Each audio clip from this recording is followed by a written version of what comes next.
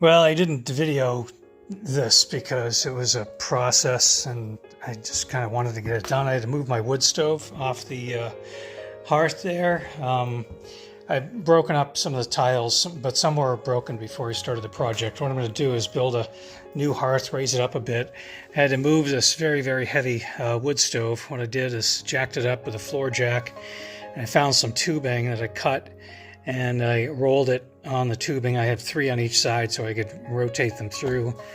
Take the leading one and put the one in the back and put it in the front and keep going. So this is a project I started mid-afternoon. I'm going to just clean up and that'll be it for the day, I think, because it's almost fishing time.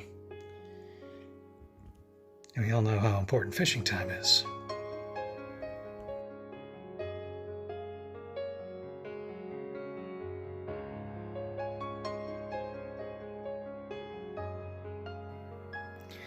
I'm making progress on the fireplace hearth. I haven't really been video recording it because it takes a long time.